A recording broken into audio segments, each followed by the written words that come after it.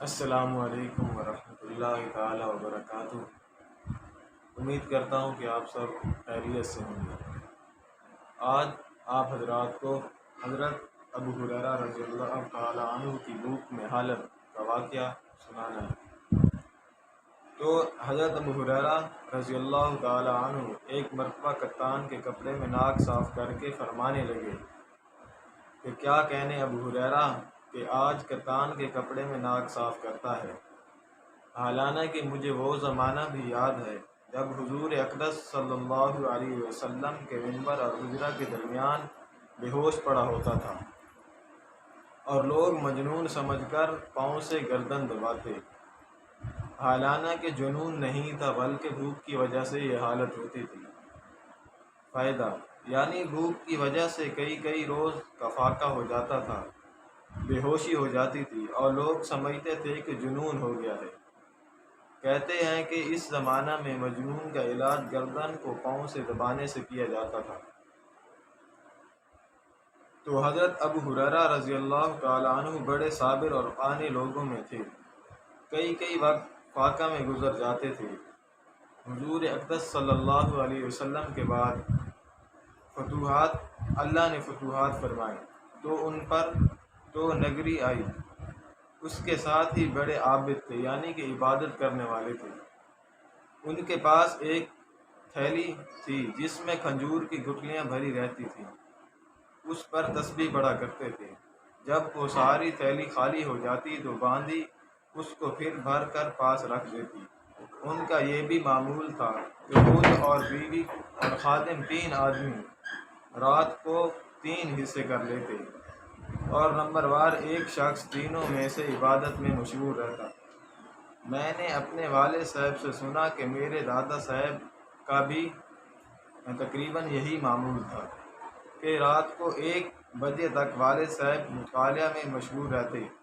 1 بجے دادا صاحب رحمہ اللہ تہجد کے لیے اٹھتے تو تقاضا فرما کر والد صاحب کو سلا دیتے تھے اور خود تہجد میں مشغول ہو جاتے، اور صبح سے تقریباً پونا گھنٹہ قبل میرے تائی صاحب کو تہجد کے لیے جگا دیتے اور خود اتباع سنت میں آرام فرماتے۔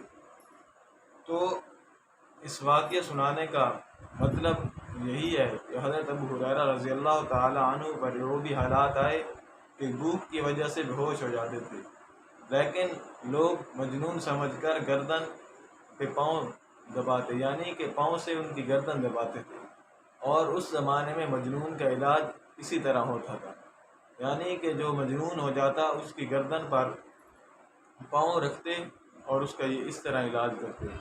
حالانکہ حضرت ابو ہریرہ رضی اللہ تعالی عنہ کو یہ مجنون والی بیماری نہیں تھی، یعنی کہ اس حالت میں نہیں ہوتے تھے، بلکہ بھوک کی وجہ سے یہ حالت ہو جاتی تھی، کئی دن فاقہ میں گزر جاتے بھوک کی وجہ سے۔ تو اور حضرت ابو ہریرہ رضی اللہ تعالی عنہ بہت ہی بہادر انسان تھے، اور حضرت ابو ہریرہ رضی اللہ تعالی عنہ بہت ہی عابد تھے، یعنی کہ عبادت کرنے والے تھے۔ اور حضرت ابو ہریرہ رضی اللہ تعالی عنہ یہی فرماتے ہیں کہ ان کے دادا جان اور ابو جان کا بھی یہی معمول تھا کہ آدھی رات تک 1 بجے تک مطالعہ فرماتے اور اس کے بعد تہجد کے لیے جاگتے۔ اور اس کے علاوہ حضرت ابو ہریرہ رضی اللہ تعالی عنہ کا ان کے پاس ایک تھیلی تھی جس میں کھجور کی گٹلیاں بھری ہوئی ہوتی تھی، اور ان سے وہ تسبیح پڑھا کرتے تھے۔ جب وہ گٹلیاں یعنی کہ وہ تھیلی خالی ہو جاتی تو پھر ان کی باندھی وہ تھیلی بھر کر ان کے پاس رکھ دیتی تھی۔